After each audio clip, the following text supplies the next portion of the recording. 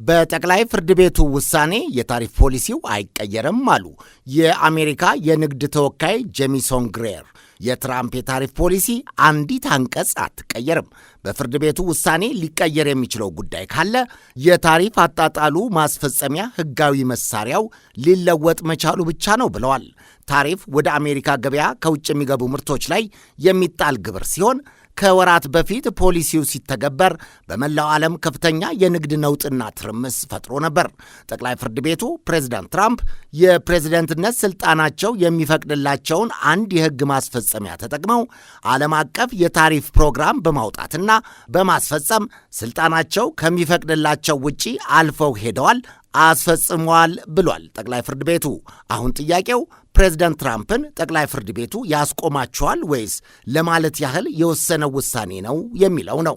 ለነገሩ የትራምፕ አስተዳደርም ሁኔታውን እያየ የአንዳንዶቹን ምርቶች የታሪፍ ቀረጦች ወይም የአንዳንዶቹን ሀገሮች ምርቶች ታሪፍ ሲያስቀጥል፣ ጉዳቱ ለሀገር ውስጥ ኩባንያዎች የከፋ የሆኑትን ደግሞ ከቀረጥ ነፃ እንዲገቡ ወይም ኤግዘምት እንዲደረጉ ሲያደርጉ ቆይቷል።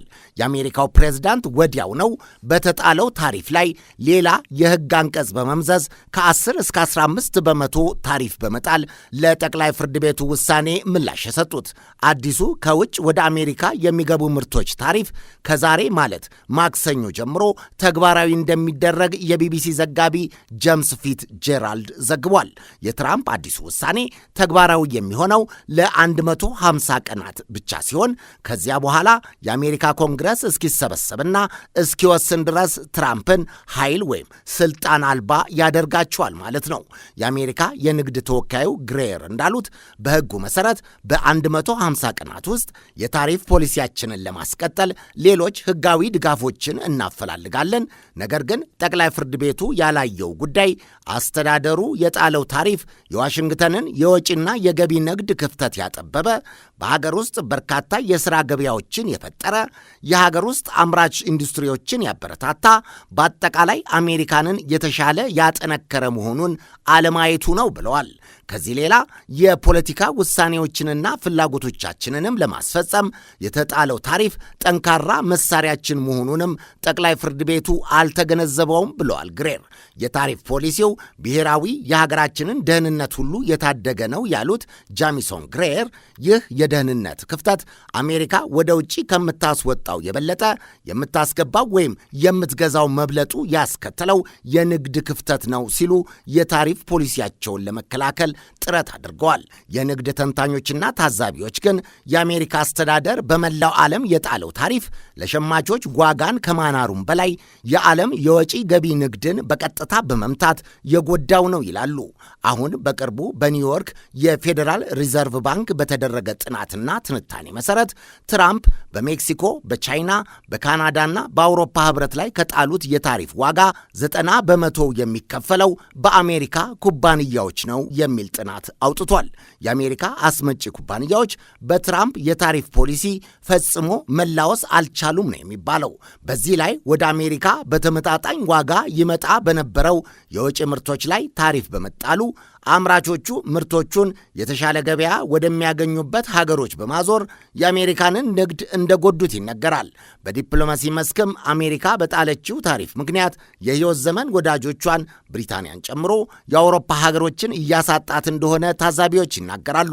የገበያ ማዕቀቡ በቀጥታ የግንኙነት መሻከር ወይም የዲፕሎማሲ እሰጥ አገባ ውስጥ ዋሽንግተንን ከቷታል።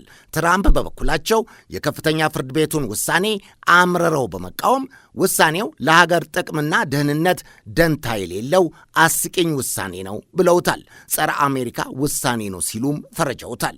ሌላው በፍርድ ቤቱ ውሳኔ ላይ የሚንጠለጠለው ጥያቄ ደግሞ ሸማቾችና የንግድ ተቋማት በትራምፕ ታሪፍ ምክንያት የከፈሉት የ130 ቢሊዮን ዶላር የሚገመት ገንዘብ ተመላሽ እንዲደረግላቸው ሊጠይቁ ይችላሉ የሚለው ነው። ፕሬዝዳንት ትራምፕ ራሳቸው ከዚህ ቀደም በታሪፍ ፖሊሲያችን መንገድ ላይ የሚቆሙ ውሳኔዎች ሌላ ውስብስብና ውትብትብ ችግሮችን ሊፈጥሩ እንደሚችሉ ሲያስጠነቅቁ ቆይቷል። ጠቅላይ ፍርድ ቤቱ በውሳኔው እነዚህ ልዩ የትራምፕ አስተዳደር የታሪፍ ፖሊሲዎች ሕጋዊ እንዳልሆኑ ቢወስንም ምንም አይነት ገንዘብ ስለሚመለስበት ስርዓት ወይም መመሪያ አላቀረበም። ይህም ሌላው ጠቅላይ ፍርድ ቤቱን ትራምፕ የሚጋፈጡበት ግንባር ሊሆን ይችላል እየተባለ ነው። ስኮት ቤንሰንት የአሜሪካ የግምጃ ቤት ሚኒስትር ናቸው። ከሲቢኤስ ቴሌቪዥን ጋር ባደረጉት ቃለ ምልልስ የታሪፍ ፖሊሲውን መነካካት ሌላ ጣጣ ውስጥ የሚከት ነው። ይህን የታችኛው ፍርድ ቤት በደንብ ሊያጤነው ይችላል ብዬ አስባለሁ። የሆነ ሆኖ የታሪፍ ታክሱን በዚህ ዓመትም ሆነ ወደፊትም እንደ ጸና ይቀጥላል ብያምናለሁ ብለዋል።